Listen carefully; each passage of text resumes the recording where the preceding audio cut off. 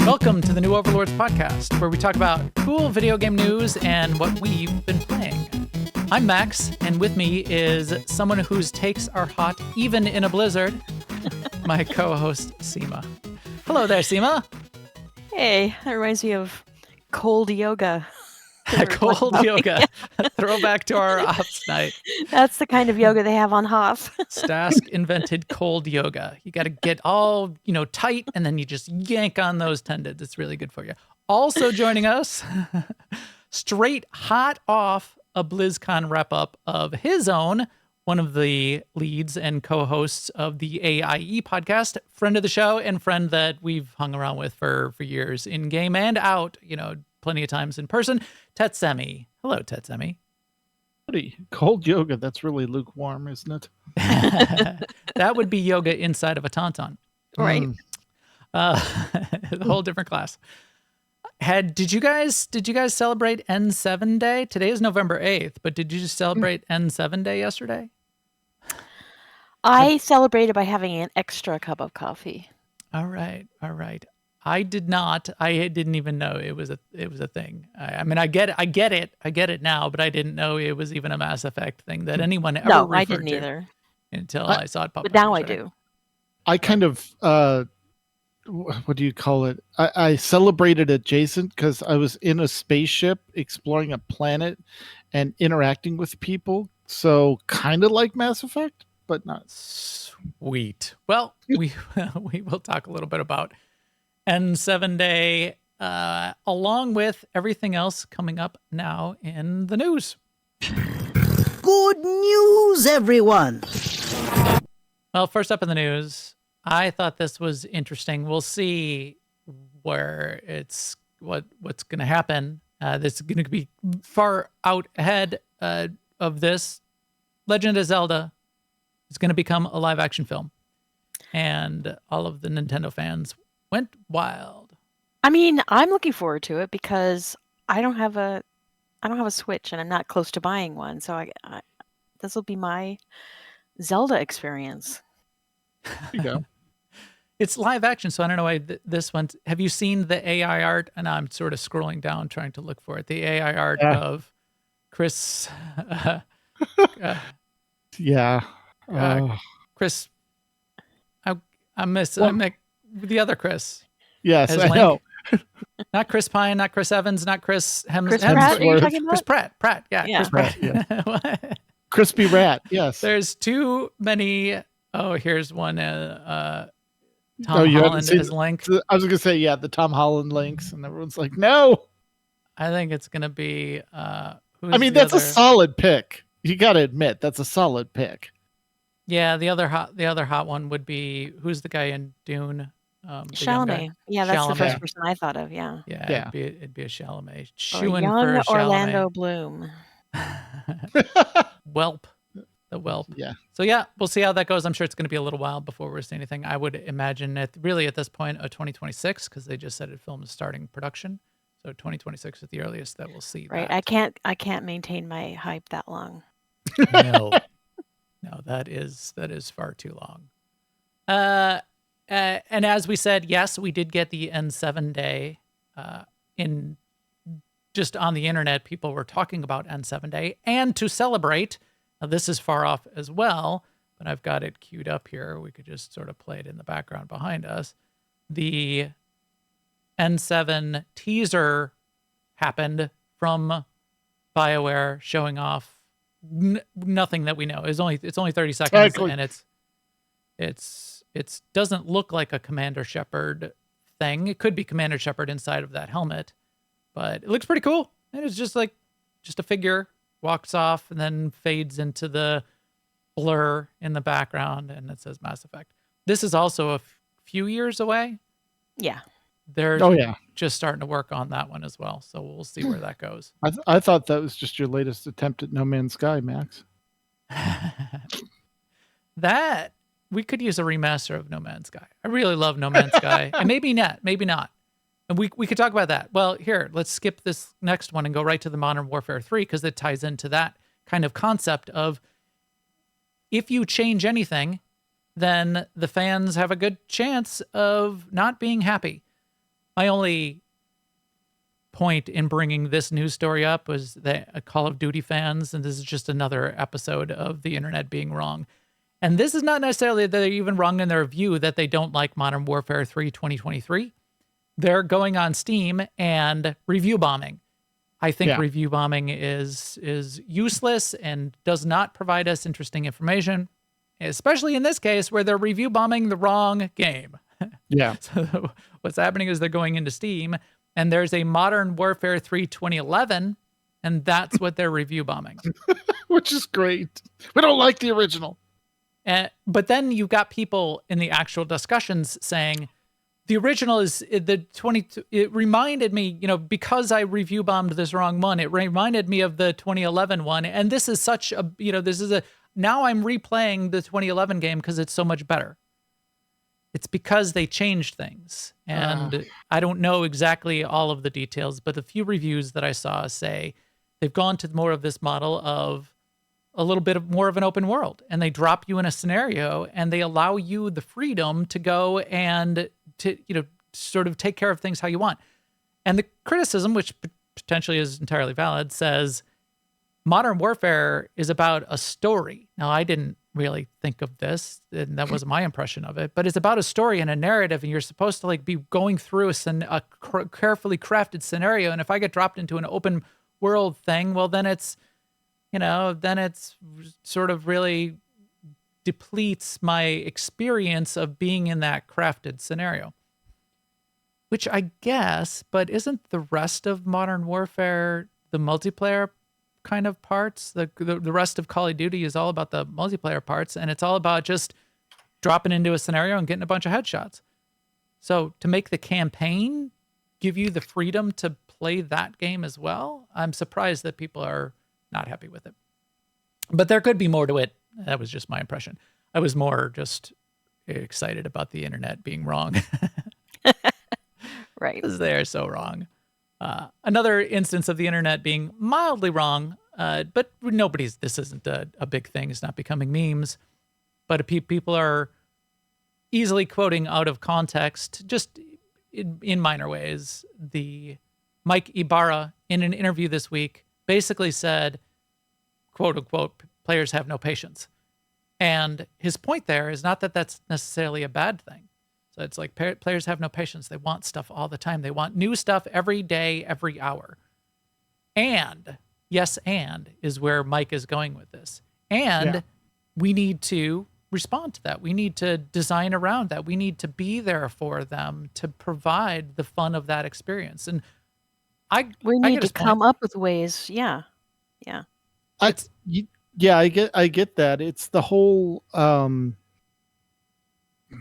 Well, we had this discussion on a separate Discord on the story we skipped over, but somebody said, is this new thing we can talk about later going to have procedural content, because that just seems like filler content to keep someone engaged in the game artificially, as opposed to having content keeping them in the game. And I thought that that's kind of where this is going. It's like, they have no patience for the grind anymore, I think is really what it comes down to.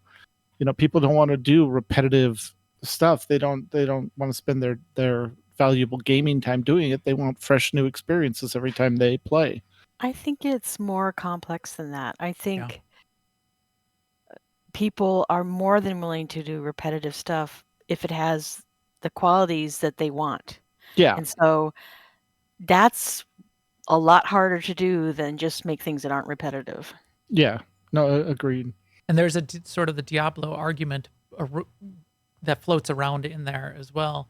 Diablo got bashed because it didn't provide enough new content. Players got to endgame in, they played 500 hours in the first 3 weeks, which isn't even mathematically possible, and got to endgame. It felt like there wasn't enough to do. But there was also the discussion why they like Season 2 is because they like the grind, but the grind has to reward not XP and Paragon points and this stuff, but it has to, in an ARPG, it has to reward loot.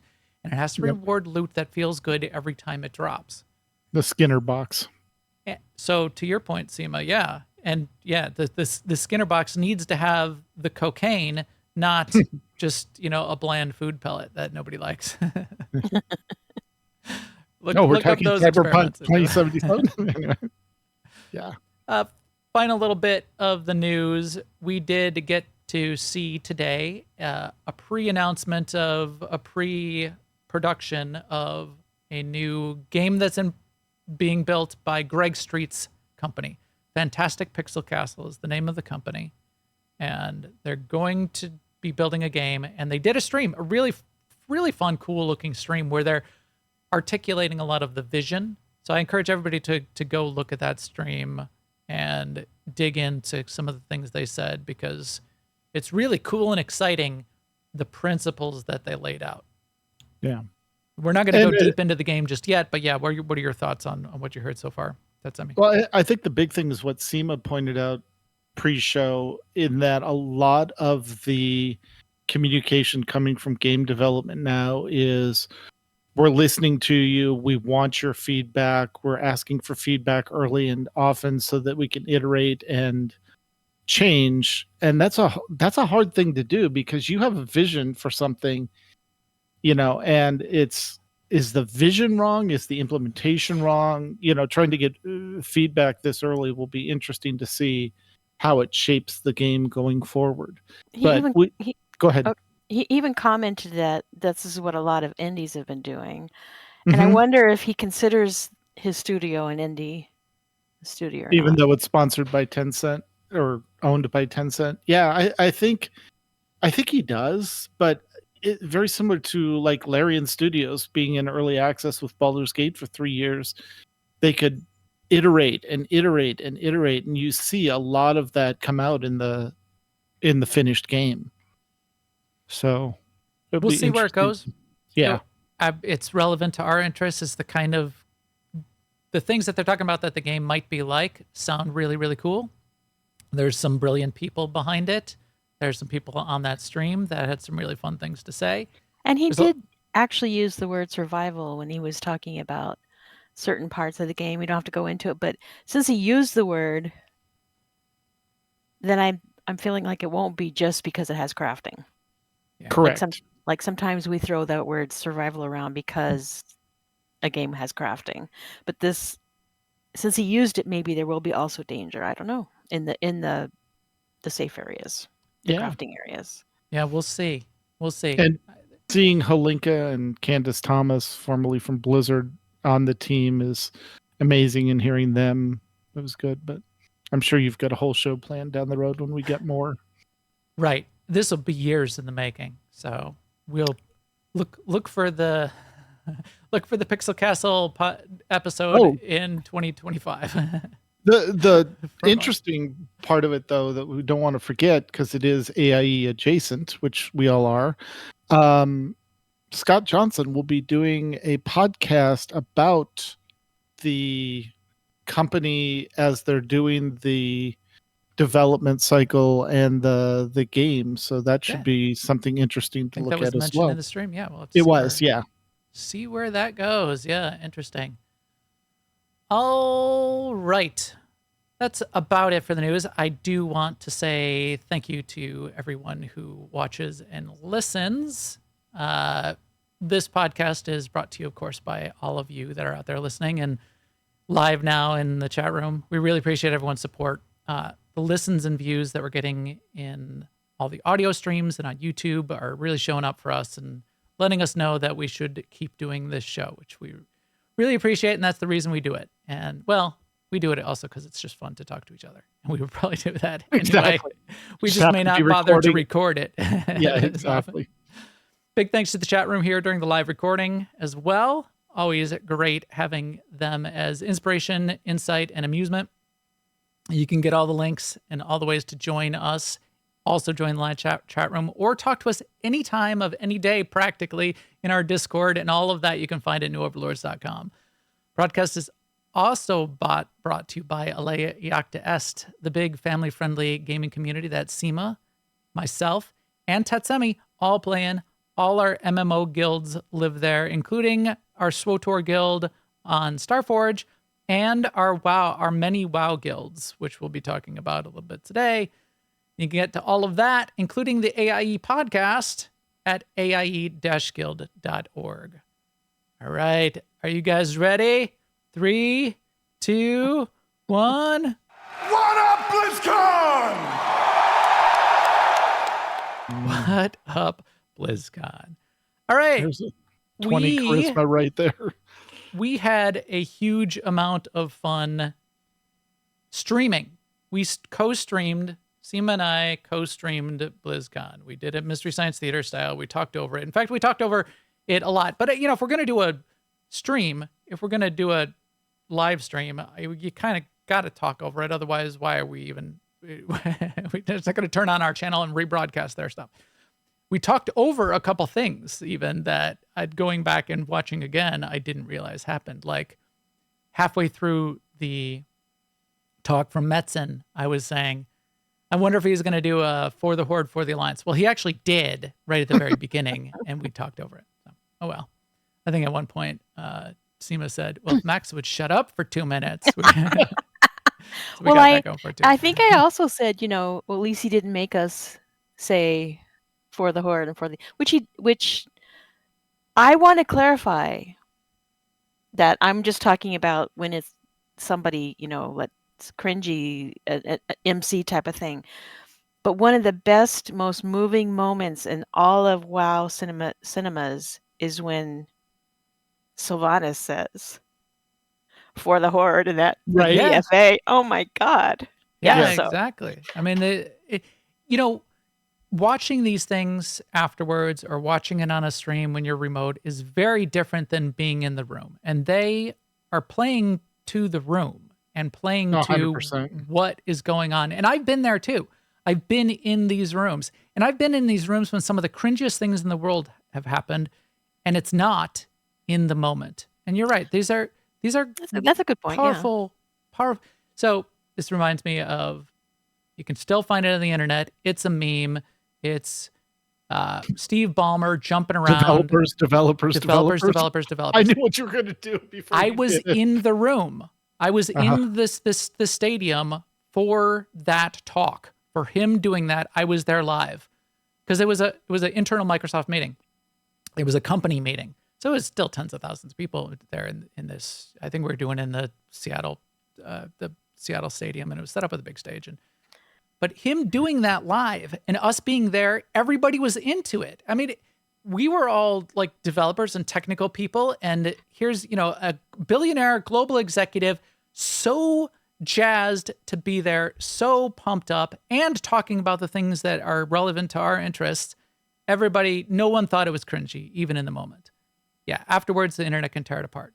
I have the intro here where everybody did all of their intros, and I'm not going to play it. I clipped it out, but we were watching each of their intros, and a couple of them are, having trouble getting through that. Hello, BlizzCon, because it's super intimidating. But if you're there in the moment, everybody's happy. Everybody's happy to even see you come up there and talk about anything. So yeah. And that's one thing I liked about this BlizzCon is a lot of faces we haven't seen before. Of course, I mean, a lot of faces got fired, but yeah. A lot of faces we either quit or got fired. But yeah, some really good ones. Like here, Dion Rogers was a great one. So any other, what are your other sort of comments on just like the overall of the 2 days, Sema or Tetsemi? Oh, I wasn't even showing the damn video. That's okay. Yell at So the chat listening to, I listened to a couple other podcasts. I've listened to 3 so far, 2 that were recorded at BlizzCon, and then one once they got back. And like Max said, a lot of this content was aimed at the people in attendance. The video stream, high level, the video stream was just the major panels.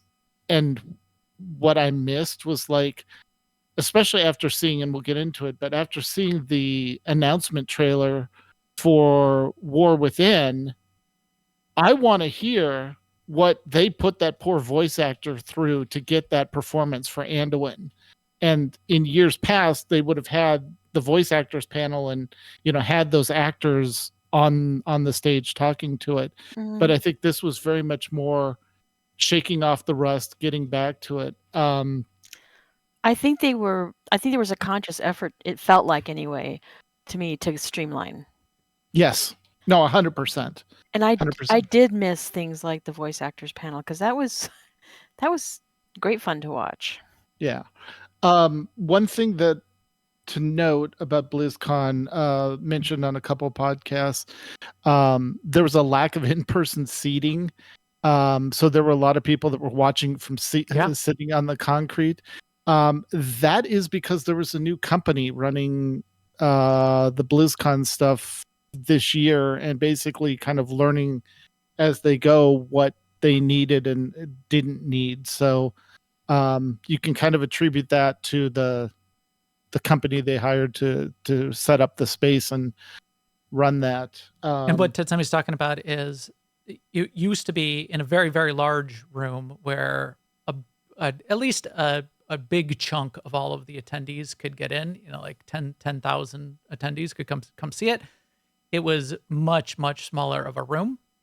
And you basically got a lottery on the app, and like 1/10, not even 1/10 of the attendees were allowed to be in the room to see this presentation, which is kind of a shame. You had to win a lottery if you didn't. So there were two things. You had to win a lottery. When you bought your ticket, you were put into a lottery to get a chance to go to the opening ceremony in the arena. And if you came with other people, you might get in, and your friends might not. Your wife might not if your good dude gets in, or vice versa. That's rough. That's rough. But even the press were limited because people that had press passes, listening to Berserker, even the press was limited to get into the arena. Like they only allowed a certain number of press in as well. Really? So the press pass wasn't guaranteed in as well. Yeah, that's really interesting. Yeah. But whatever. We weren't there. Yeah. We got to see it online, and maybe got the best version of it because we just got to see it online. What you also miss out on in not being there in person is seeing your friends and hanging out with them. But 100%. Not a lot of our crew ended up there this year, and it is difficult to sort of swing that. Maybe in the future they'll come back. Maybe we'll get our own AIE meetups more in 2024 as we can. We'll see what we can do. Scott Johnson keeps threatening a Frog Pants community, which AIE has always been a part of, a meetup, another Nerdtacular. He keeps threatening it and then not No, and then he does a Vegas meetup instead. So yeah. So we'll see where that goes.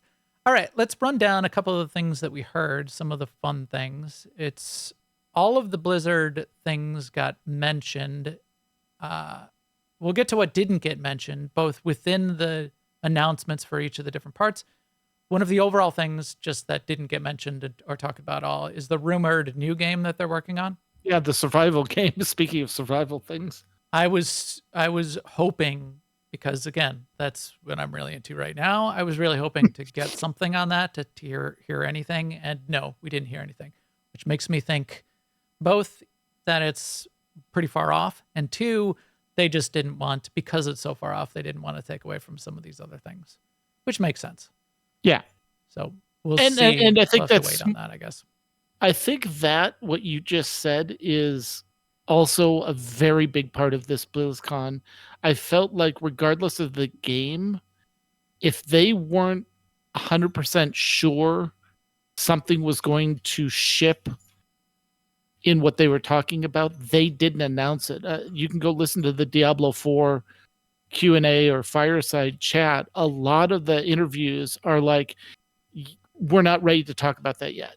And I thought that was also a very big change from years past, where they'd announce stuff and then, it'd go through 10 iterations and come out the other end looking completely different, or they'd delay it in a couple of years. This time they were very guarded with what they announced. And I think it's more of, like Sema said, streamlining and pulling back. to just what they were comfortable announcing.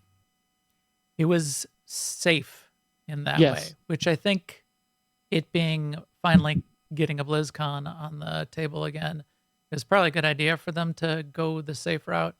They did things like eliminate the live Q&A again, which is probably a safe move. Yes. Allows them to sort of control the experience and control the message a little bit more. Those things have been breaking down anyway. I could see wanting to eliminate that. It's just turned into a meme factory, and people trying to generate the next meme moment with their question, and it sort of defeats the purpose of bothering to do those anymore. But Max Tetsemi here from Earth and Ring, Alia Octa Est Audacia. I have a question.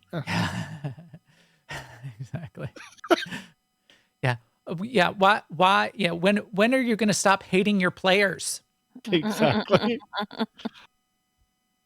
Good question. Why don't you take that one, Mike? Exactly.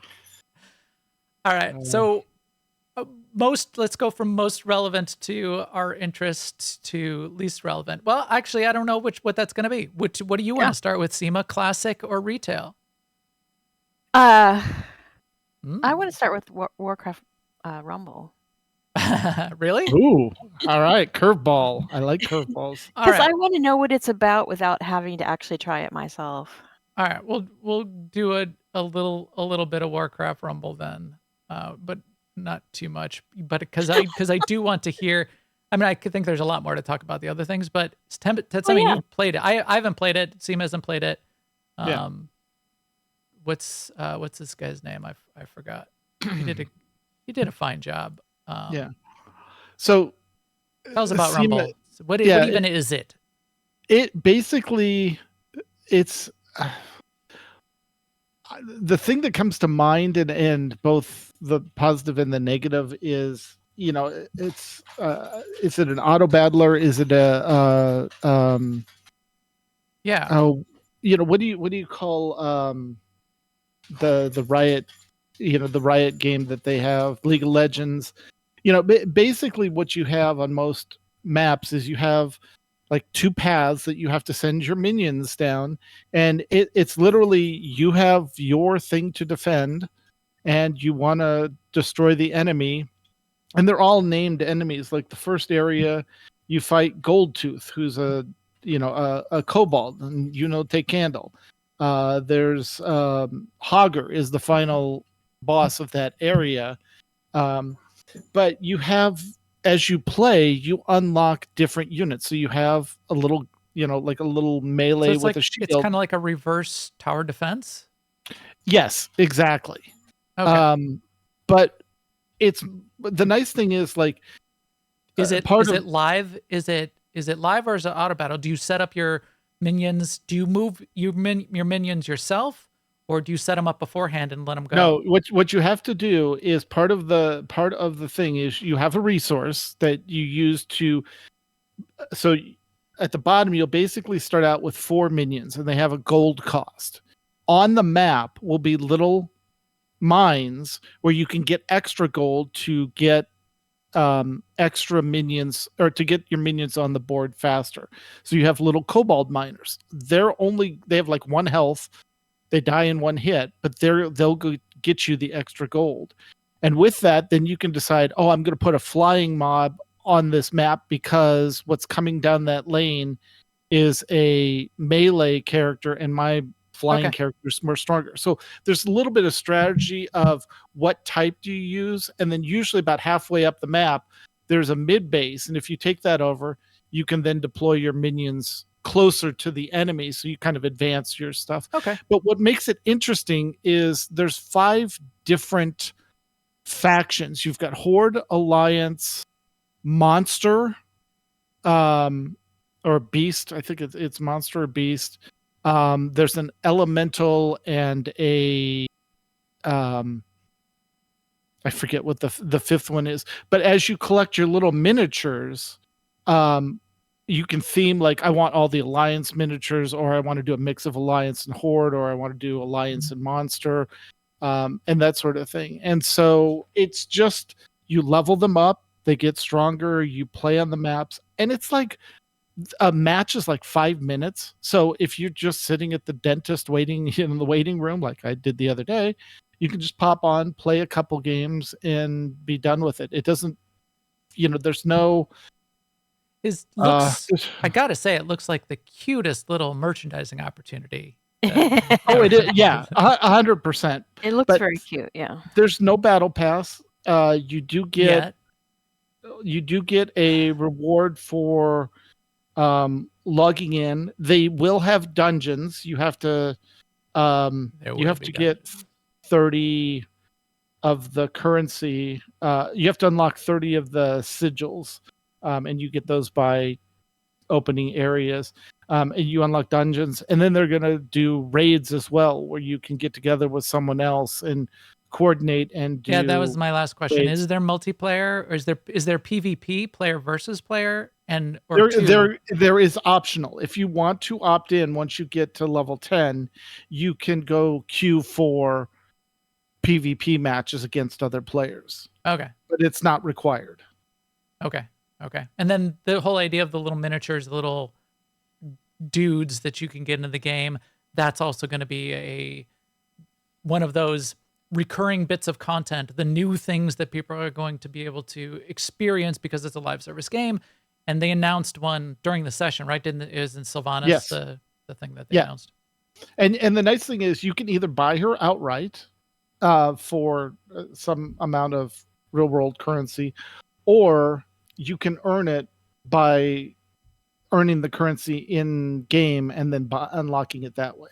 Okay. So it's not a pay to win or anything like that. But if you can see this, I don't know. No, camera's not going to play nice. There's I just logged in and my free daily was a Knoll Brute. And since I already have that unlocked, it leveled up my existing Knoll Brutes, and now they're stronger across all the things. So Okay. it's cute, it's fun, it's you don't feel compelled to log in or to constantly play it. But if you just want something where you're sitting on the couch or you're waiting for something, you want to play during a commercial because you don't have ad-free Hulu and they play commercials anyway, you pop in, you play a match, and you're good. What do you think, Sema? Well, I mean, it answered one of my questions. Was I kept hearing the word match, and so I wondered if it was against other people. Nope, optionally. Right. Yep, Yeah.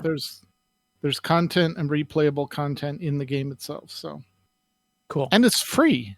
I mean, it's tied to your you just log into your Battle.net account, you download the game and play. And I think this is until, I want to say either the 11th or the 14th. I'll have to look it up. But if you complete the first area and defeat Hogger, you then get a reward in WoW of a little Alliance pilot as a pet, a battle pet. Okay. Oh, And it's even a battle pet. Now Yes. you had Sema's attention, now you have her interest. And Yeah. Warcraft Rumble, do you have to buy it or? No, it's Great. you just go on the iOS store or the Android store and download it, and Yep. then I just- connect your authenticator to your Battle.net and log in. That's not it. It's all free. Cool. All right. I might So give it that's a the thing. shot. Thanks. Yeah. It's a new thing. Mobile is a thing, and one of the things that Microsoft bought, especially King, but bought ABK overall for was more on mobile. I wonder what team is developing this particular mobile app. I wonder if they've brought in some of the King expertise over into this. The art style and I think art it's aesthetics seem actually very the Blizzard, other but- company that they brought in, Vicarious Visions. I think Okay. it's that team that's working on it. Got it. Don't quote me on that, but I think it is. Okay. All right. So there's Warcraft Rumble. What do you want to talk about next, Sema? Retail. Retail. All right. So let's get into retail. So Holly Longdale popped up. Spectacular jacket. During the live stream, Sema and I were commenting on everyone's jackets. So we can go Yes. back through I our... mean, 100%. thoughts. There's a whole article on fashion of BlizzCon. She got I think she was top ranked of ours. I think Yeah, Holly, Which we is ranked at definitely a 11 out of statement. 10. It's definitely a statement. So Yeah. who Well, she had jacket, that no jacket, and she handcrafted. had, yeah, it looked really good. And if you're gonna go big. So she did a good job. I thought it was interesting. So this is also the session where they brought in Metzen, and we'll talk about Metzen in just a second because got to talk about Metzen. But she bookended Metzen, which I thought was interesting too. Mhm. So I don't know if they like trying to keep him on the leash or whatever, but they like had Holly. No, Holly I like set it think up. they were and then- trying to, concentrated Metzen's better than diffuse Metzen. Plus, So- Metzen is very focused on the saga, and Correct. Holly is over much more than that. So, Exactly. Yep. so what did you think of World Soul Saga, Sema? The idea of the 3 expansions I to start. am and- optimistic about it. I like Okay. the idea of it. I'm one of those people that was really sort of heartbroken with what happened to Sylvanas in the story. And I feel like this idea of a cohesive long-term story with one person at the helm, the idea anyway, gives me some hope. Not necessarily for, that Sylvanas is ever going to get to come out of the mob, but just hope that the story will flow and that I'll be compelled by it and I'll want to know it and want to know more about it. So I'm optimistic. They also said it will be a slightly shorter release cycle between each of the expansions, but I could see them being able to, because they have all 3 laid out, share production costs across them. Do like you're making a movie trilogy where they film them all at once. And there might be other Which is probably really opportunities good to for them. streamline too, because maybe they're thinking each one wouldn't have to have a huge revamp of each class necessarily. Right. Yes, with the hero talents especially. And maybe they'll do like one content patch fewer for each one or something. Yeah. So the big thing that came out either yesterday or today in one of the interviews was they said Dragonflight was the test ground for how fast they could deliver good content in a comfortable time frame. And they were comfortable with the cadence that they were pushing content out in Dragonflight. And that's the cadence That's the they want. current expansion for Right. people And that- that's what they want to keep up with Okay.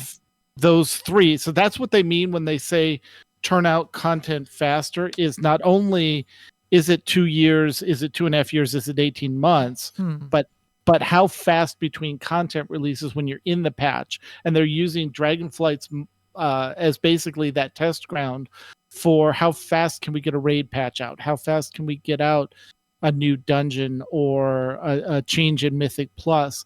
And they said one of the things that's going to help is the heroic talents they announced, because instead of having to add 10 more talents and go from a 61 skill tree to a 71 talent tree and the rebalance that would require, they can just take those hero talents and tune those instead and leave the foundation there, which will, like you said, make it faster because they don't have to reinvent the class every expansion. And we'll get into a couple more of those features too. Ian did an amazing job in talking about that. As But always. back to your point about the idea of the content pace and what they did in Dragonflight and what they're planning on doing in World Soul Saga, I think it's a double-edged sword to say we're going to have this increased cadence of content. I feel like in Dragonflight, the content pace might have been pushed a little too fast, or either pushed too fast, or just, as you said, Sema, not as cohesive a narrative line. Because I have no idea what's going on in Dragonflight right now. So There's like I the have no dream idea and- what's going on in Dragonflight, but that's on me. I didn't play Right, it. yeah. And if you were playing full time and kept playing every day, well, then you're going to want that fast pace. Right. But I did, think however, it's so play way more Shadowlands than I should have because I didn't notice that I no longer was having fun. Right. and I stopped playing Shadowlands a little bit before the story played out. So yeah, So and then the story for Shadowlands plays out in a novel anyway. right. Mhm. So that was a couple other things that they touched on briefly, but again weren't ready to announce it. Metzen admitted telling a story in this format is hard, and they're working at better ways to deliver the story in game so that you don't have to go to the novels and stuff to read it to get the full picture, which will be interesting to see. Final Fantasy level cutscenes incoming.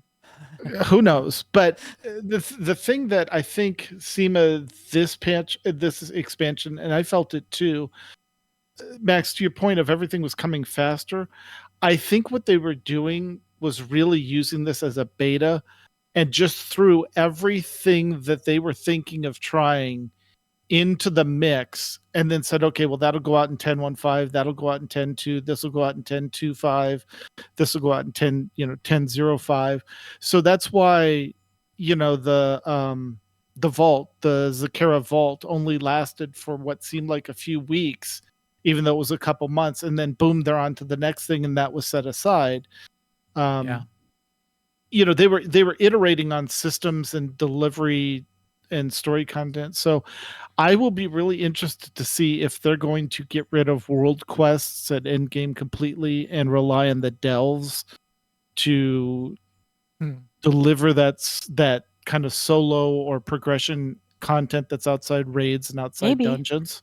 I think that would be a they're mistake. going to have to but really. Let's Oh, well, describe I that. don't know, because I don't know. Yeah, go ahead, I've Sema. talked to many people who enjoyed dailies and hated world quests and couldn't tell you why. Yeah. Weird. And so I think it whether they call it dailies or whether they call it world quests, what they need to do in delves is just make it fun and compelling. And then Exactly. I mean, I say just like it's an easy task. I can't explain why I like some things and don't like other things, or why I can't for myself explain why something's fun. I can't imagine what a dev goes through. Right. Well, So I for know, people like in the that, existing let's world, back it up for just a second. So for people that haven't watched it, what the delve is as you progress through the world, you're going to find these zones or areas or a cave or a dungeon or an open clearing where it's kind of instance. You're going to go through this wall of fog and it's in the world. So it's not like you're queuing into something or not going into a dungeon, and a scenario plays out. Some of them might be super simple, like there's just a chest full of goodies and you get it. Some of them might be like a PvE or like a just a cerebral puzzle that you need to figure out, and some of them might be like fight like you got to fight a mob or fight like a little mini dungeon. Yep. The thing that I think is both, I think it's a really interesting thing. I love this kind of concept. Diablo has their strongholds, which sort of work like this. You go across the map, you encounter this area, and you phase it basically. So the first time you encounter it, it's a mess. It's all broken, and you need to solve that stronghold and fix it. And then after you fix it, this won't be what delves do, but in Diablo, after you fix it and clear it, it becomes a flight point for you, a home recall point for you. Yep. You get some services there. We have that kind of thing. There's sort of like there's a few things coming, a confluence of a few things. So there's that idea of strongholds in Diablo that you could think about. There's also content like island expeditions and Torghast and those kinds of things that you could think about. And we have examples in all types of other games. There, Guild Wars kind of does these kinds of things quite a bit. My problem with expecting that we're going to be able to rely on those as repeatable fun content is each of those that we've already mentioned have their own. None of those solves this. So to say that, well, we're gonna put it together slightly differently and solve it, I think is just a risk. And it may very well they may very well be able to do it, but nobody ended up liking Island Expeditions ultimately. I mean, did, but nobody wanted to like grind island expeditions instead of world quests.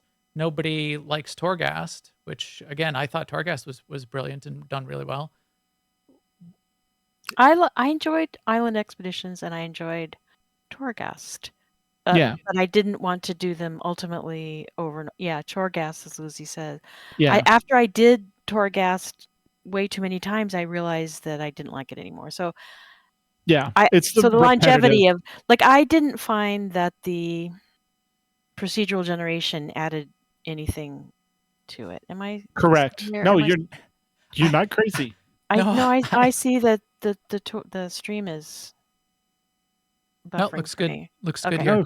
No, you're good. Okay. And yes, you are crazy. And No, she's not. and because procedural generation, I'm just fascinated by it. So even if it's not all that fun, I like it every time I Well, you experience can it. go back and play Anarchy Online, where all the dungeons were procedurally generated.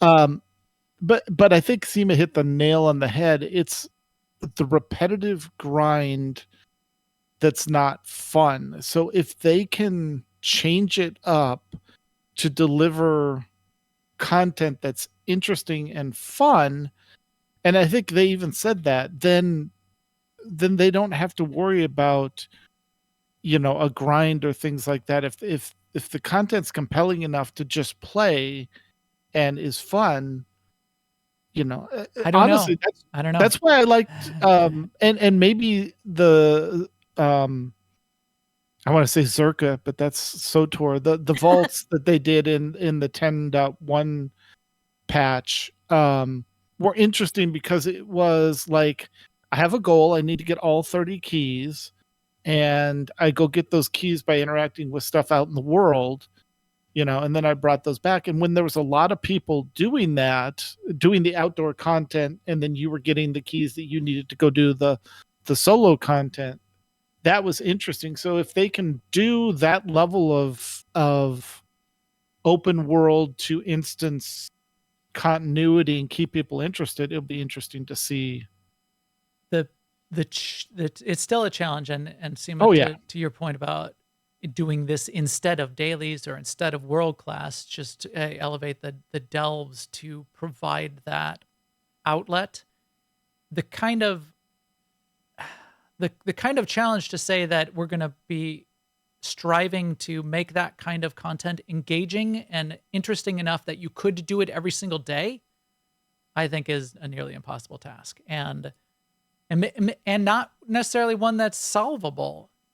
Because that's how MMOs work. There's grind that happens. There's the reason you're doing like dailies and world quests is there's grind and then there's grind.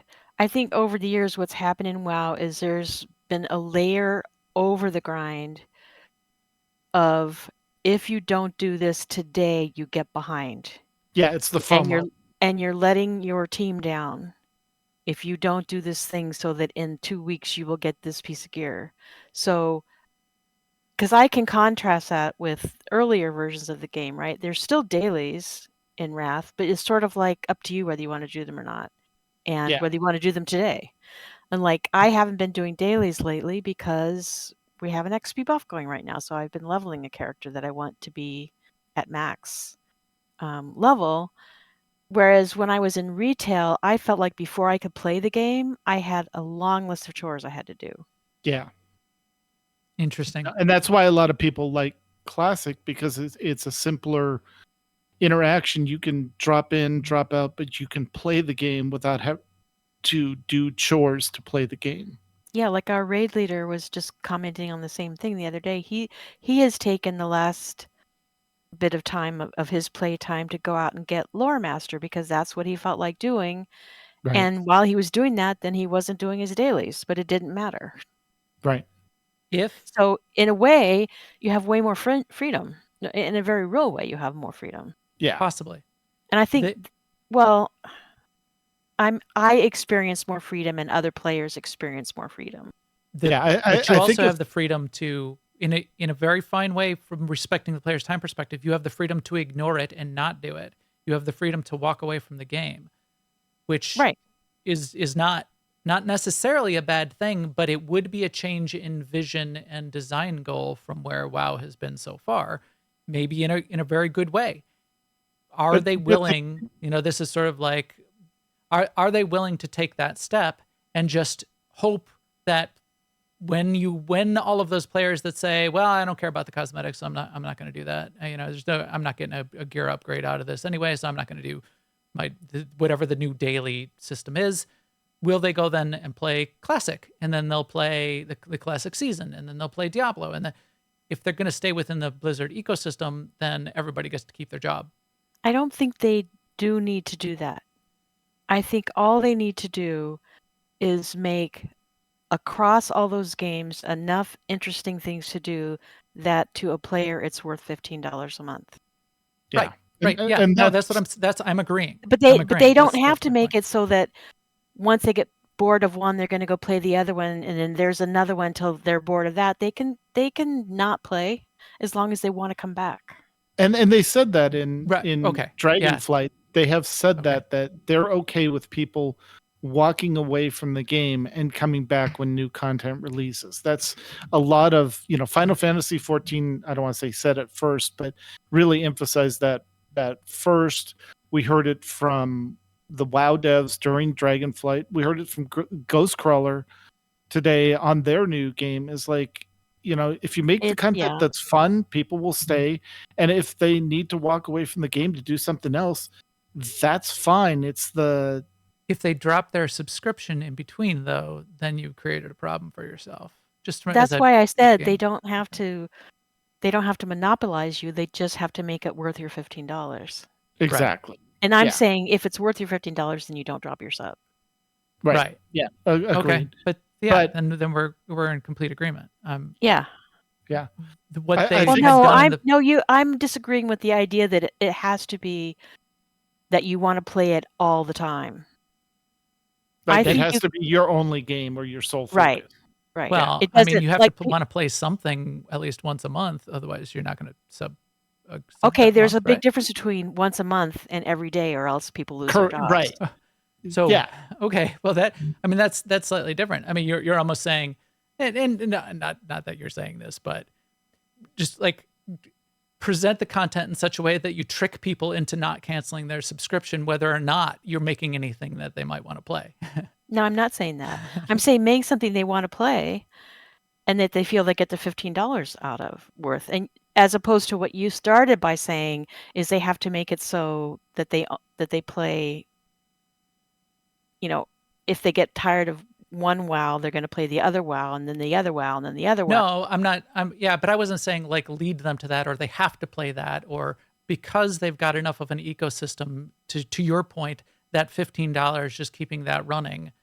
There's just so much available to me. I would just keep it running.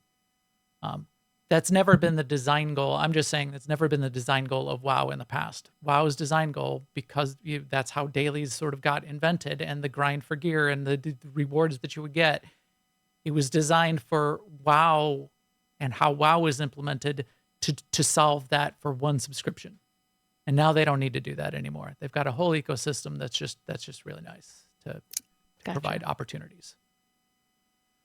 But speaking of Classic, Sema.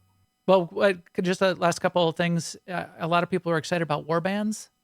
Did you guys account-wide everything, essentially? Yeah. Seemed good and fine to me.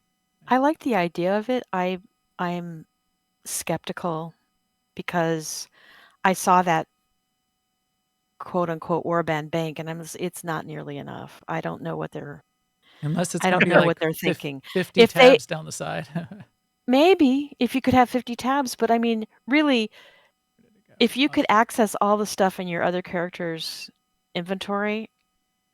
Like here. Yeah. That's how they started saying it, right? But then they show it's a separate bank, and I'm like, it can't have. I just don't feel like they're thinking, it needs to be as big as every character's bank put together. No, I think. And this was something they touched on, was the shift in philosophy from how the game launched, where it took a long time playing one character and you invested everything because it took so long in that one character, to now everyone on average plays 2 or 3 alts. And so they want to kind of ease that ability. So you don't have to, if you want to transfer currency, if you want to transfer materials, you don't have to use the mail system. They're just available. So maybe I jumped too far ahead. I should say I do appreciate that, and I do like the sort of turn towards, the understanding about alts, and you don't have to redo everything just so an alt can have it. I do Shared appreciate reputation, shared like achievements. SWTOR has. Yeah. And this is one thing that I really admire about Blizzard and other companies too, is that they said, this was not our position in the past. This is our position now because, this is the position we had in the past. We had to change. Yeah. And they said that because like a year or 2 years ago, I remember seeing Ian Hazakasta say, we're not going to make reputations account wide. I feel like we've done a good job of making the results of the reputations be account wide. Like if you get a mount because you've gotten this rep, then everybody gets all your characters get the mount. And so this is a reversal, and I applaud them for that. Yeah. And Ian, during his presentation, to use the British term, took the piss a lot of the development team, basically saying, we were, there was a couple things. It took us a few years to get through, but we finally got it because we're listening. Can we just say that there was Ian a lot had of the self-deprecation. The most real of the presentations and the funniest. He always does. Yeah, I think that's because he's just super smart, and also he's involved in a lot of things. Whereas I don't think Mike Ybarra is not smart. I mean, you don't get to where he is without being smart, but he doesn't know what Ian knows about the game, or any game, probably. Yeah. But I mean, it was just so of his lawyer training for the presentation comes out in when he does that, because he is a lawyer by trade before this. But he's got a reputation for being a little dry and a little non-dynamic, and I just thought it was he's always the most fun and interactive of all of the sessions. I don't understand the Ian hate, and I don't understand the Ghostcrawler hate, but I've always appreciated his willingness to explain how he got to where,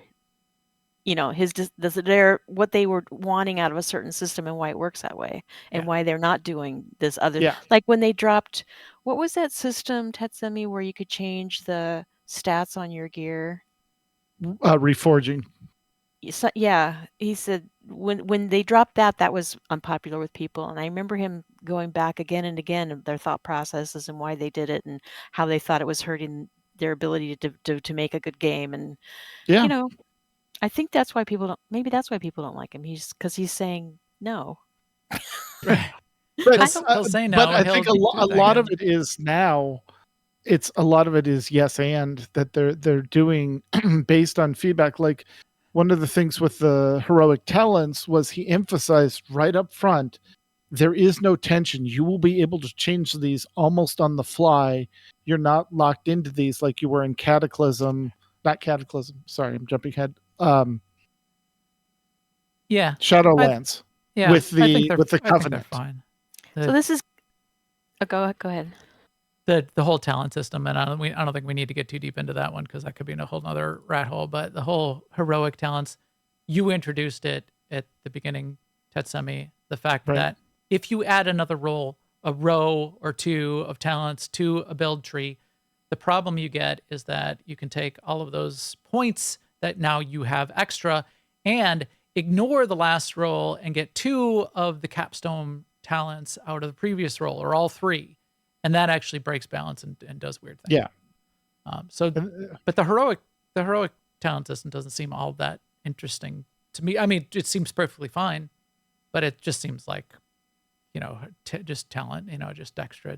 It reminds me more of what I want to say what SWTOR did a little bit with their talent system. It's just more leaning into what do you want to do better with your character, and what flavor do you fall into? Like seeing Right. the warrior with the mountain thane, and instead of Stormbolt flying out and stunning one character, it does 3 characters. Sign me up. Right. I mean, like, well, but it'll do yes, and no, and it'll do less. It's not like it's going to triple your damage. It'll No, do less but it's amongst the all stun three you of those care about characters. instead of having to use only but I'm shockwave sure- to stun multiple characters. Right, but you there'll have be a another trade-off. ability. So all Oh, of yeah. these kinds of things, they Well, present but it's it a yes as and. It's the trade-off is you don't get the other option. right. Not that you're Right. missing out on something. It's that you can choose this or this, not you Yeah. choose this Yeah. and lose that. Right. I kind of see it like glyphs, because Yeah, like with a glyph, 100%. some of them do like give you something but take something away, but some of them they don't. They just Yeah. give you an The extra, flavor. a flavor, or you don't have to have reagent, or you have a reduced cooldown or Right. whatever. Yeah. Right. But you do. But the trade-off is you don't pick another glyph. Right. You have to decide between 2 glyphs for that slot. Exactly. Yeah, I think that's a good thing. I'm like I said, this is one of the things that at least intrigued me to looking at coming back to WoW when the pre-patch launches, or if I can get into the alpha or beta testing to see how it plays out, because I'll be interested too, because what I see here and what I hear them trying to design towards, I don't think they're going to achieve, and Star Wars didn't achieve. I think they're perfectly fine, and it's cool, but these hero specs, I'm going to be a Master of Harmony monk, I'm going to be a Chrono Warden evoker, like it's going to be very transformative of your play style, and they almost never are. It doesn't work out that way. But remember, here's the thing. This is now evergreen content that they are going to take across the next 3 expansions. So they have to plan this to last those 3 expansions, so they can plan for that ahead of time with some of these systems. That's another benefit, if you want to call it that. Can they? So my problem with the evergreen, and we brought this up during the stream, is you can say evergreen and you can say that that's what you've planned, and that'll last till the first balance patch. It's evergreen until you decide that you need to change it. Every system that you put in the game, some of them are designed for obsolescence. You're going to take it out at the end of the expansion. So yes, it's interesting that you're going to say this is evergreen. They're all going to be modified and changed, and things are going to work and not work, and best laid plans, plans never survive first contact with the enemy. And they may get to even the second of the trilogy of expansions and say, hero specs didn't really work out for us. We're gonna change this up, and we're gonna do this thing. So I don't think that there's a problem with it, and I think it's a fine design goal. I would just encourage them from a communication perspective to be careful about leaning too far into this whole idea of evergreen, because the first time that you change something that you said was evergreen, the forums are gonna call you a liar, because that's what they do. You lied. You said this was evergreen, and now my Chrono Warden can't do the blah, blah, blah. All right, so I don't know. That's just a little mini rant on the language. I disagree, but that's neither here nor there. What have they ever put in the game that they've been able to? Well, we'll see. Well, maybe they can just say it's evergreen and they won't change it for 3 expansions and beyond. I think it's. That would be amazing. I think because they're planning out for 3 expansions, much more than they, because they've announced the 3 expansions, more than from just a story point, they now realize we need a cohesive set of systems to cover these 3 systems, because we've got to last to level 80, to level 90, to level 100 by the time you get to the end, to the last Titan, and then when you get when you get to 100, do you do another level squish back down to 50? So I think much more because So they've already if my done one monk level is not going to switch. feel any different, 5 years from now when I'm still playing the third of the trilogy, that's going to be weird. But maybe that's that they're going to achieve that, and it's going to be awesome. So we'll see. We'll see. I would put my money on stuff is going to change. But some of the other systems, like dynamic content is added to the game, and now we want to keep dynamic content, and we're just going to add dynamic content to wherever we go. That is probably a better example of an evergreen that certainly can. I think, but I think maybe because like one example they gave of evergreen was Dragonflight. Mhm. It doesn't necessarily mean that it's not going to have any changes at all, because it is going to have changes. Primarily that you can do it with your with many of your other mounts, and you don't have to be in the Dragonflight zones to do it. I think they can be evergreen and still modulate to Correct. Yeah. whatever the modern requirement is, but it's going to be interesting to see how far they can go back and forth and still Yeah. Yeah. I don't think evergreen means doesn't change. I think it means that they've doesn't go put the away. system. Yeah, it's a system that they've built so that they can do the tweaks and modifications as needed going forward to keep it evergreen, as opposed to, okay, that system's now old and we need to get rid of it and replace it with blah blah blah A. Right. I completely agree, and I agree. That's what I was saying. You know what would be cool is if they went back in time and pulled some stuff forward and made them evergreen, like Right? garrisons. Well, yeah. I mean, Hi, Makala. the whole so Dragonflight. If we had gotten into Dragonflight and everybody was kind of like, I don't really like how the flying works. It doesn't feel as good. I just wish I could have my regular flying back. Suddenly, I think it would not have been an evergreen system. So those are the kind of things that I'll be interested to see. Just if you just took the word out, I would be fine. This is a system we're hoping we can carry forward in some interesting ways. That is a great design goal. Evergreen, it's this is in forever. No matter what happens, if it doesn't even feel good, we're going to still build on stick to the core of what we're trying to do here. What word would you have given it? If say just what I said. I know, but that was that was a phrase. So like if you wanted it to be that a word. Okay. So you wouldn't communicate it at all. I would say I would say delves. We really like delves. This is a system that we want to put in. We may even try to bring this forward and do this in the future, but let's just talk about delves. Let's not say delves are in forever and every expansion going forward will definitely have delves because we called it evergreen. So when I come up with an expansion, or we even decide in part 2 that we're going to refocus back on dungeons instead of delves, like uprisings that they don't use anymore in SWTOR, that you've painted yourself into a corner from a communication perspective. It's just semantics. I'm picking it's semantics. They can do that. They can not do that. It can work out. It doesn't have to work out. I like the vision that these systems are in. I'm just semantically saying be careful. Not because I don't like what they're doing, but because I don't like what the community is going to do when they change things. Classic. 2 parts. Let's hit them both, and then I want to get into what you guys have been playing.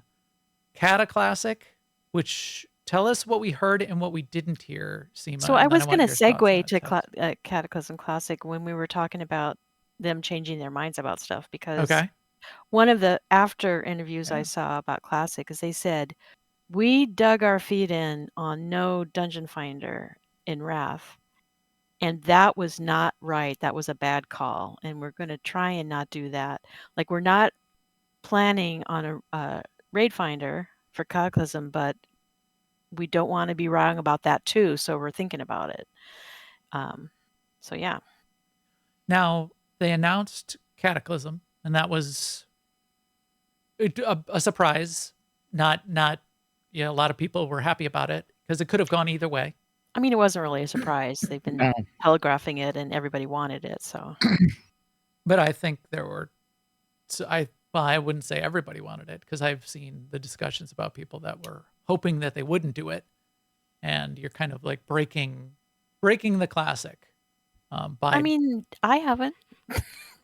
you haven't I seen mean, that? I've seen a bunch of people that don't play it complaining about That was it. like in 100%. our There you go. Discord. That was like the second. Well, okay, maybe, but I mean that was No, that was Bach's comment. No, that was No, what I was Fox- going to apologize to Sema for, because I made that straw man argument of who wants classic, because they designed classic to keep, because the world changed. You can go play kata content in the existing game, and realized, wait a minute, I'm not a member of that community that's playing it. I can't put myself there and speak for them. Yeah, I know, and I guess I can't either. But maybe if they did something different and interesting, I would go play it. So here, I'm I have a commenting. couple thoughts about that. One is,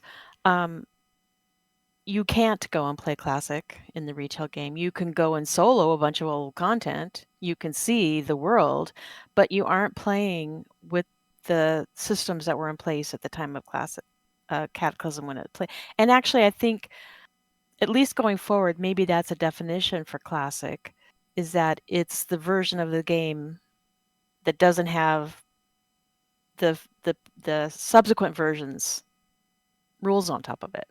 Right. It's in its original state, Yeah. more or less. Fair. But having said that, I was anyway wishing to hear more about how classic Cataclysm would be, and they just didn't get into that really. Right? Yeah, they kind And of left that out, didn't they? We were kind of speculating that maybe that's because of all the things that they talked about at BlizzCon, classic is actually one of the ones that's the furthest out. So. Oh, okay. Because it's not until... Wait, no, didn't they say it's like? Well, they said end of the first half of next year. We would get. They said first half next year, but like System of Discovery is like this month. Yeah, right, exactly. Yeah. Well, describe that then, because I mean, this gets into the weird area of what is classic and what is not classic. Also, I think, like you're saying, I think it is interesting. You could go into Kata with the systems that were in Kata and experience Kata. Now, all the people that I think some players, some classic players are going to get left behind. The people that want to go into Wrath with all the systems that were in Wrath, as soon as Kata comes, right. They and get there are people who are wishing for Wrath era servers and hoping that Blizzard will reverse their position on that. Right, because right now they're moving the Wrath era servers forward when Cataclysm launches. Right. And I think they're still keeping the classic era, so you can still play the original 1 to 50, right? They're not moving those to TVC? No. Those stay, and those get the seasons. So they had the first season, now they've got a second season, and the seasons last 12 months as a special version. So core classic exists. Classic hardcore exists. So there's two. Classic Kata is the third one, and that will continue to move forward. And then the fourth is the classic season servers, and those exist for 12 months. And there's the new classic season server that they described in this, which I think is an interesting concept. So it's of the people that love the classic and still probably have characters in classic and are raiding Molten Core still every week. But then they get to still play more classic, but with a twist. Did you have any desire to play this, Sema or Tets? What would make me want to play it is if a bunch of us went over to it and said we're all going to create new characters and check it out. We would play World of Tetris if that was. Yeah, right. We would. Hello Kitty, Treasure Island. Because if it's all of us going, we're gonna play anything. I enjoyed my time in Classic Vanilla. However, moving on to BC, then I kind of enjoyed all the quality of life changes that came with BC, and then Wrath so much more quality of life. It I've done my vanilla experience, so Yeah. if it was what would make it sound fun to me would be like if a friend group was doing it. Yeah. But I think the other thing is because it's only levels 1 to 25 and then they're doing the 10-person raid Mm-hmm. on Black Fathom Deeps, I think that reduces the time investment Yeah. that you would need, because it's not like, oh, we're announcing a new season, now get a new character from 1 to 60 and Yeah. then gear them up and then you can do this content. No, it's more like You can eat the collect frog runes along the one bite at a way. time. Yeah, collect runes along the way. You want to do a warlock tank, try out a warlock tank. You want to do a healer DPS, do a healer DPS. And so I think it'll be interesting. I'll at least, if I have my subscription, I'll definitely poke my head in and see what it's about. But I think, like what Sema said, is Classic's never been solo friendly unless you were dedicated to it. And so unless there's the drive, like the group Sema's in that's raiding, to do the content on a set schedule, I don't know how much investment I'll put in it. Yeah, I'm not going to, but I like the idea of seasons. I think these are a little bit long, which I thought was interesting, the lasting 12 months for a season. But I like seasons in games, and I like games that have seasons. If Classic like was my game, I would be playing the season. Yeah, I like the creativity of that. I like the whole concept that they're willing to get in there and mix it up and do something different. Like, yeah, exactly. Diablo seasons, same thing. Path of Exile seasons, same thing. It gives you, I really get into, and I think a lot of players do, the start fresh. It's like starting an alt. You start that alt, you're leveling up. There's the dopamine hits come fast and furious, and it's fun. So that's kind of why I like survival games. I hope they do some of that for Kata, because we have the modern UI, and I hope they just add some stuff to it, like Flex. We really, really would like to have Flex. Yeah. Well, yeah. All right. So overall, I think it was interesting.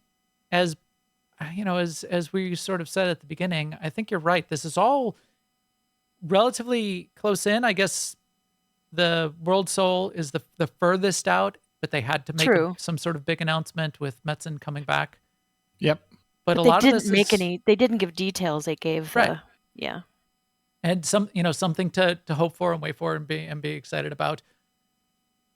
Otherwise, relatively safe, relatively successful. No train wrecks at this BlizzCon. I think they did their job. I think they did a pretty good job. Oh, that's true. No train wrecks. From what we saw externally, that is a true statement. From in-person attendance, there were a couple of train wrecks that I've heard about. You mean like too long lines and stuff like that, or do you mean like the lack of seating, but also the people that paid the $700 for the portal pass really didn't feel like they got their money's worth for spending that much. Yeah. I was thinking more of the people up on stage saying things like, exactly. Blizzard represented themselves well on stage. Yes, there was no real train wreck on that side. All right, so it was fun to stream it also, and maybe we'll do it again sometime. We're running a little bit long, but I do want to hear from each of you on what else you've been playing. Where's my? It looks like meat's back on our menu, boys. No way, God! Finally. Who sent me the meat? The orc meat. Yes. The orc meat picture. Some supermarket had a sign above their meat department, and something was cut off. What is it? Pork. It was pork. I'm trying to think what the word was supposed to be. So it's supposed to say pork. It just said orc. But they had like another, like a thing that was covering it, like a temporary sail or something covering up the P. So it said orc meat. Great. Perfect. So So meat's back on the menu, and we were I asked the person at the grocery store which aisle the maggoty bread was on because I kind of like that. What have you all been playing? Let's start with you, Sema, and then we'll go to you, Tetsemi. What else have you been playing this week? And tell me a story. Tell me a story, Sema, about something funny. Well, I'll tell you my story. You already know my story, but my story from ARC, which was that I was trying to build some stuff, and I said to Max, "How can I get more lumber?" And he said, "Well, come and borrow my dino that's good at eating up trees, which happens to be a beaver." And so then he got in his raft and went off to another continent. So I went in his compound and I got this dino and I mounted up on the dino, and then I was like trying to get out of the compound. There was a shut gate, and I still don't know what happened, but the gate completely like just disappeared. And I couldn't find it in my inventory, and I thought, well, did I destroy it? Because I have done that a few times, just destroy things. And I was thinking, I don't know what to do because I thought your dinos, since you were gone, were all going to like escape. There's a tap E and there's a hold E, and if you hold E, it brings up a radial menu, and you'll do other things like destroy or pick up. Yeah, and so I know you that, keep and holding E, and I know you do it, and yeah. I know that, and I didn't think I did that, but then I found the door, and it was in the inventory of the beaver, and I still don't know what happened. It's like the beaver ate the door. Because I was hitting E trying to open the door. Yeah, I don't know. Because E is how you do everything. It just depends on where you're standing, what actually gets E'd. Yeah. But Boris was the beaver, so Boris did it. So then I was like relieved because I could get it out of his inventory and put it back in place so that your dinosaurs wouldn't escape. And yes, the beaver was very good at getting wood. Yes, it is. That's It is trees. quite effective. Yeah. I use it quite a bit. Of course, like then He's a lumberjack and he's okay. Yeah. Then he can't like carry it, but yeah, Right. because encumbrance is a thing in ARC. Yes. There's a lot of friction in ARC. That's part of it. Yeah, that's a good way of putting it. So yes, I have been playing some ARC. As you mentioned earlier, I've been playing some classic. We actually, this time in ICC, we got as far as Professor Putricide, and we made really good progress I love on that him. fight. That is my favorite fight in there. In fact, I think Good news, everyone! yes. I think we came really close to getting it, even though it's a measure of difficulty more than any of the bosses we've done in there before. Yep. And I'm totally gonna do like a Rocky next Saturday. I'm gonna be like super healthy. I'm gonna be napped up. Gonna have some like raw egg in my milk, and It's a good end of wing boss. yeah, yeah. Like when we tried Valrithra, or is that her name? The sleeping dragon. We didn't get Yes. very close. So The healing dragon. Yes. yeah. So I was surprised when we got this close on Putricide, and we probably will get closer next time on, because we only got one attempt on her. But yeah, so that was super exciting, and I got a new pet. I got an Arphis pet, which is an adorable little Nice. frozen-looking. Yeah. So in Classic, what you have to do to get the Arphis pet is you have to do at least one time all of the dungeons in Wrath on the Gamma level. And so we kind of work together as a team. The people who play dungeons every day, they all got the pet, and then they were helping everybody else get the pet. And yes, Lucy, yes, Arphis, the Lick King. Yep. Yeah. It's hilarious. I mean, and he's available in That's retail good. too, but for a different way. So yes, now we're on to Star Wars: The Old Republic, which I also I have wasn't been trying to playing. move you along. I couldn't bring up a Wrath video, so I was just like, I knew you were going to talk about this too, because this is something. Yeah, but I think I'm done with Classic. So yeah, we went. What did we do? Actually, you can tell us what we did. And Okay, Star I'll Wars: I'll The talk Old about Republic, yeah. Star Wars when we get to it. But we did stuff. How about you, Tetsemi? What have you been up to? I know you've been doing some things. I I see you in games on Steam. Yeah, a lot of my time is in Steam games. So I've done a lot of Baldur's Gate 3 because there's a lot to do in Baldur's Gate 3. Now, are in you act- starting over, or are you just still playing? I am playing it first at my pace, which is I must look in every single container and check every wall for a secret door that leads down to the sewers. I'm a completionist, so I'm not rushing to the end of the story. I'm Okay. more of I want to explore everything, and then the replayability is okay. I want to do the story, but I'm going to have different choices on a different character, different. I'll take different companions out, that sort of thing. So no, I'm just taking it deliberately slow when I play. Like I'll go through and take care of one quest, and then I'm good, and I'll walk away and go do another game. That way I'm not getting burned out on it, which is something I've had to learn. I think COVID Self-knowledge. really taught me that was if you focus so much on just one thing, you're going to burn. Even if you're trying to play it casually, you get invested in it and then you burn out. So I've been playing it very, very casually, not rushing it. Which is the same approach I'm taking to the other thing I picked up this week, which was I finally got into Starfield and Okay. got off the starter planet to confront the pirate captain planet. And I am having a lot of No Man's Sky comparisons.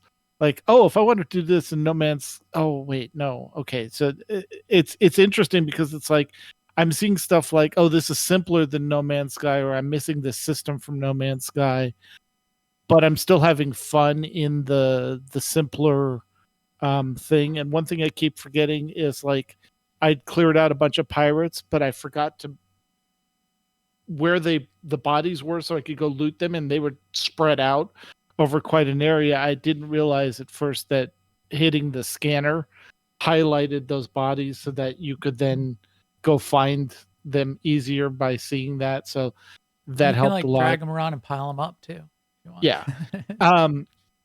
And then Why just that learning amuses the me. flight and the fights to change the shields and all that. Just getting used to a new systems, but I'm having a lot of fun in it. It seems like a interesting story to go through, and I've heard good things about the replayability on it as well. So just kind of picking and choosing my games and how much I'm playing them at any one time to keep everything fresh. Well, that's cool. And I would Yep. expect that Starfield would be more up your alley even more than something like No Man's Sky because of the story.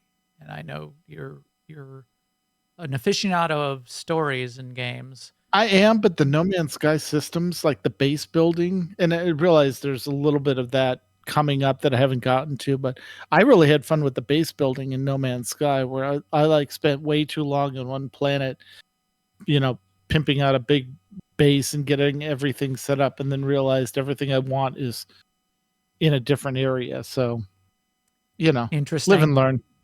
Live and learn. I'll talk a little bit about what I've been doing in Ark. And you want base building? There's Yes, another I've heard opportunity. that. Yeah, A lot of the survival games, that's a key part of it, and I agree. I'm a huge fan of building, and I'm spending much more time building than advancing my character and other things. So I'm a little behind even some of the other players on our small server as a result. So yeah, but Baldur's Gate, Starfield, those are good ones. Anything else? You hot on just lately? Rumble. Rumble. I picked up Rumble, got through the first area. I'm having fun with that. I haven't really decided which faction I'm leaning into, although I did pick Jaina for the Alliance for the first major character you can champion. Just because I like the build and what she had to offer over the. I think I was given either a horde or a beast option. I liked the feature she had. Interesting. And then I'm in 1, 2, 3 pen and paper games. In fact, I've got a pen and paper game starting in an hour. Call of Cthulhu. So I'm doing a Call of Cthulhu. I'm doing a Star Wars, and also then D&D that we host at our house. The D&D is at our house. The Call of Cthulhu and the Star Wars games are over Discord, and we play virtually. But with the time shift, everything's pushed back an hour, so that's why I was able to do today. So, but we're having a lot of fun. I'm playing in Call of Cthulhu. I'm playing someone basically take Shepherd Book from Firefly and put them in the Old West, 1890s New Mexico with a train rail expansion and Call of Cthulhu stuff going wrong, and you've got my character there. And in D&D, I'm playing a life cleric and having fun with that, keeping everyone alive. And then in Star Wars, I am playing a Jedi Shadow and leaning away from the combat and more into the playing it almost like what you would consider a D&D rogue. It relies heavily on stealth and infiltration and misdirection to get in and get out. Combat's a last resort. Interesting. Have not earned my lightsaber yet. Am using a holdout blaster with a heavily modified stun setting to be able to knock people out, so I can just keep going and get past them. So it's a very fun build for me to play. Trying to play the non-lethal. Like if I get into combat, I've done something wrong. I haven't talked my way around the situation. I just picked up the ability to do the change appearance. This is not the droid you're looking for type force manipulation. So it will be fun to lean into that. Interesting. Yes. Yeah. I always mean to and never get around to getting into those kinds of games. I think it would be interesting. Pretty fun to hear about. And I think that's the storytelling is a key aspect, which is 100%. Certainly fun to hear. Storytelling and playing in a group. Yeah. Yeah. Right. Goofing off with friends. Yep. Exactly. All right. Well, as you said, Sema, I have been in Star Wars. Let's go back to my Star Wars video. We've done a few things with our ops team and then with our mandatory fun night that are quite fun. Mandatory fun nights, we're still pretty focused on the season. Again, for seasons in Star Wars, you don't start a new character, but you do take your character through a tiny bit of a narrative story. It's relatively light, but also then 100 levels, 100 ranks, where you're getting multiple a week. We just got to the point in the season where if you've done basically capped out your objectives for the week, last week or this week is the time when most people are completing the 100 levels of this current galactic season. And then there's still some meta achievements that people can do, and we're all doing that. We're going to get the reputation to legendary, and then if you do 100 objectives and the reputation to legendary, basically, and you finish the story, you get a meta achievement and a little reward associated with that too. But yeah, on the Tuesday night, having fun with everybody, that's pretty hilarious. We goof off more than anything and chat about everything and anything. We're chatting about Star Wars content like Clone Wars and all of that. We were talking about books and movies and what's on the menu, Right, that people are eating. So that is very fun in Star Wars, and our ops team is all of that and more as well. Quite fun. We're doing both side content, like season kind of content that you need to do with a group. We did a little bit of that with our ops team, and then our main operation that we go into and spend time in, which we went really far in a short amount of time. We're getting really good at basically 90% of R4. We've never finished R4, and it's old now. We're just people come in and out, and we just never got that final fight down. We're finishing up that final fight still. I think we're pretty close. We got the chain knockback. We're just got worked out. Tractors, and I'm saying words that probably mean nothing to anybody that isn't familiar with Star Wars: The Old Republic, but it's pretty cool. And then I peeked in, but I haven't finished doing the dailies. I'm excited about the next set of content, 7.4. It's on the PTS, and we get to both experience. We showed off a little bit of what's going on in Ord Mantell and the artwork that they've created for that. It's pretty cool. Going to do more of that this week, I think. I'm also, as you mentioned, Sema, in Ark. That is a game that I have been playing quite a bit. I have been spending quite a lot of time in Ark. I love that idea and I pulled other people into the game. I pulled you into the game. I pulled a few other people. It's not everybody's game, and it can be really brutal. It can be hard, but it got me thinking about a couple things. One was the reason I said, "Hey, the beaver's over in my barnyard. Go and grab it, and it's really good for getting wood."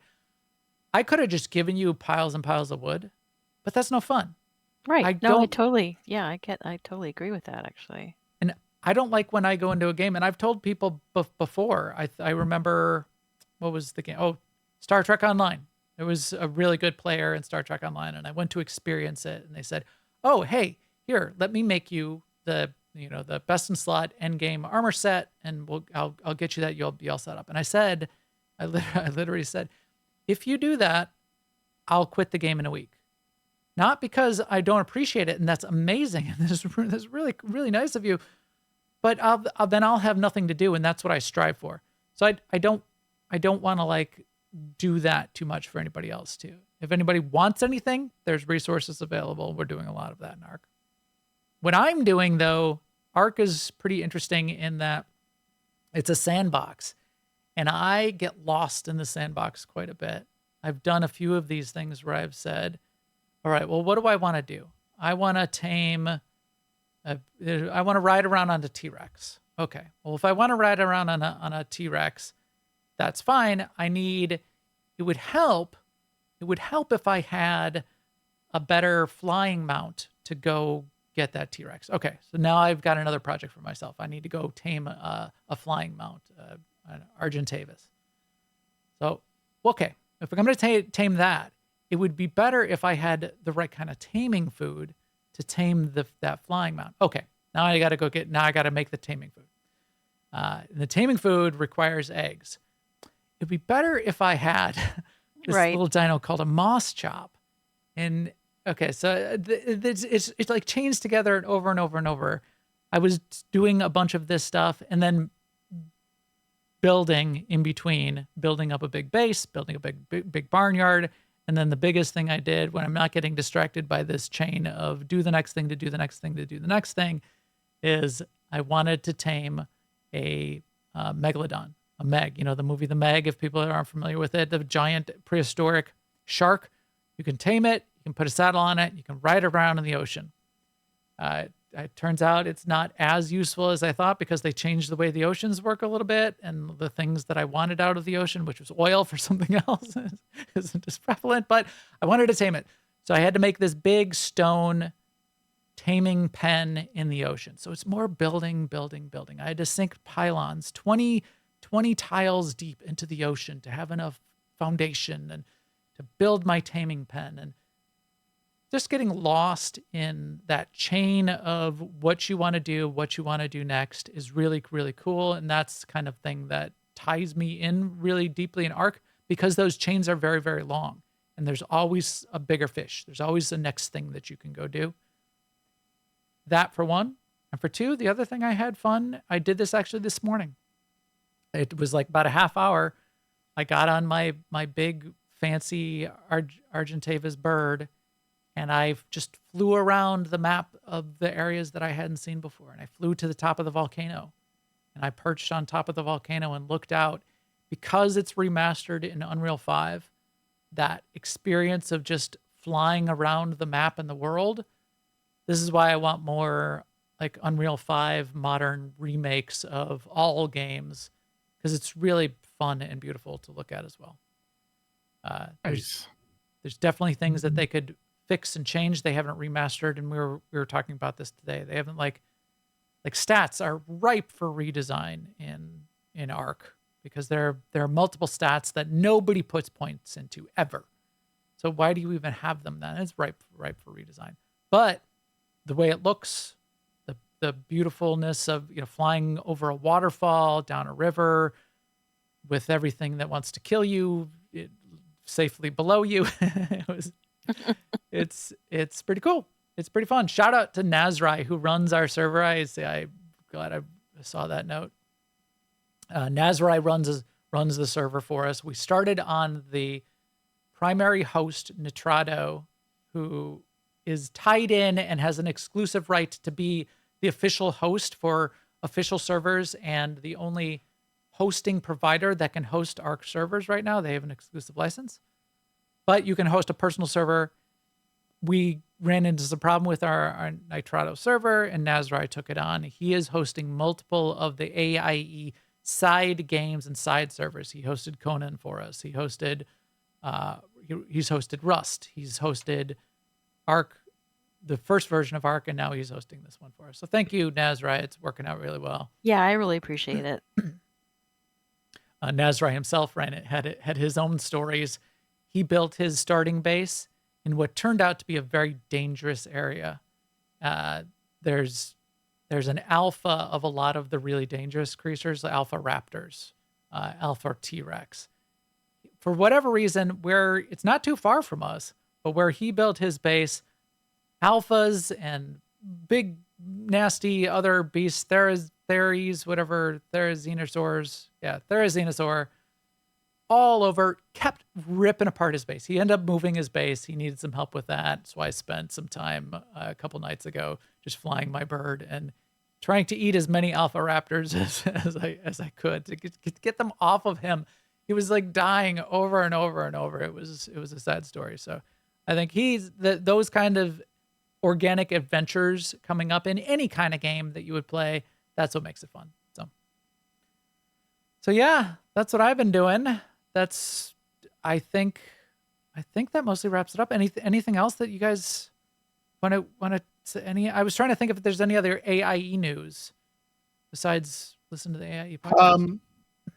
Just that the Lord of the Rings Online expansion just launched, and Mei Lung is leading the charge in that. So if you're interested in even more new content that we're in, take a look at that.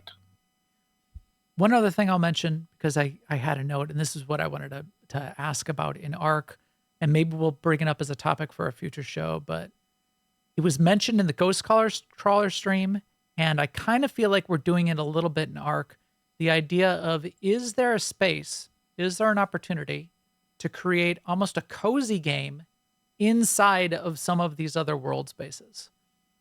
So could you have a cozy game where someone just like does crafting and decorating and maintaining of the house in Rust or in Arc or in potentially even like PvP violent world, open world games, sandboxes?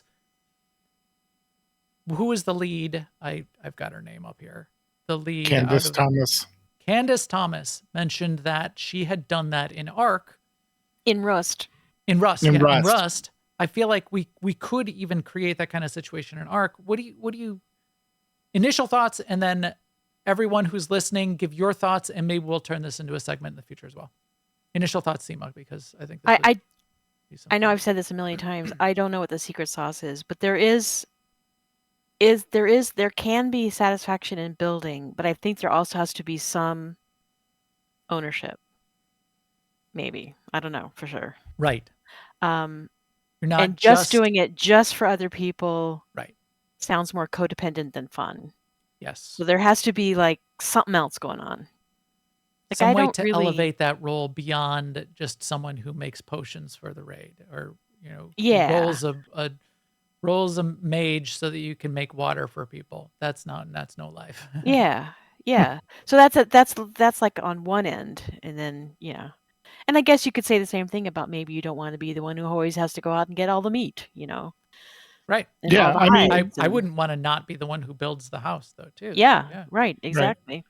I mean, that was part of the fun when we were in Corborn was, Forster and a couple other like UMax would go way out, bring back a ton of materials, and then the people that were back at the base could work on building out the base and, designing it and setting up the defenses. And then when we got attacked, everyone contributed. So I definitely think there's room, especially what they described for Ghost, where they'd have the typical MMO fare on the red shard, but the blue shard was more of an experimental, do it at the difficulty you're interested in, all in the same game. Again, yet to be seen if they can pull it off. But I think it harkens back to Star Wars Galaxies. There were people who stayed in town and built up their character as the shopkeeper, the person that was making lightsabers, and that was they had to rely on other people to supply the materials, but that's not so much different than today's MMOs with the professions. A lot of people, when an expansion first launches, they're like, I will make something for you for free, just bring me materials, because they're using your materials to build their skill up. And People go ahead. today in all versions of WoW who their main way of playing Exactly. is the auction house. Yeah. Yeah. So And 100%. in I think it's Eve, there's the possible. traders and they're Yeah. to Sema's point, and this is probably the thesis, and I'd love to hear from anyone else that has played a different role than like the main game in a lot of these games, but you need to have that special sauce to elevate that role, almost its own class, a trader class, a dancer class in Star Wars Galaxy, that kind of thing, to elevate it beyond just to support you pass butter. And that's what they mentioned. They were talking not just a few classes, but lots of different classes, and not every class would be good at every one thing. Now, a lot of that was aimed at combat, like this is an AoE class, this is a single target class, this is a more tanky class, that type of thing. But I think they were also talking about expanding that into roles in the game, so that you could have a trader, you could have a professional, builder, that sort of thing. So we'll see. Yeah, right. I think it's very possible. It's just, can you make it at an MMO level and not at a micro MMO level like Corborn? Right. Interesting. We'll have to see on that one, and just think about it for all of the other games that we play. If we could pull more people cozy games are so huge, I think it would be interesting to create that cozy corner inside of existing games. That's my thesis. If you've got evidence for or against, send it my way. And the way you can do that, the way you can reach us, all the feed and subscribe links for everything are on newoverlords.com, and our videos up on YouTube/newoverlords. Please come chat with us in our Discord at newoverlords.com/Discord. You can also follow on Twitter, Mastodon, Blue Sky, Threads, Instagram, and Facebook, either Max the Gray or New Overlords, and we'll keep you up to date there too. Also, go to the AIE-guild.org website to see the AIE podcast in our AIE Discord, which you can also get to off of AIE-guild.org. You can find myself, Tetsemi, and Sema, and we would talk to you anytime there as well. And with that, we will talk to you soon. Later, everyone. Thank you.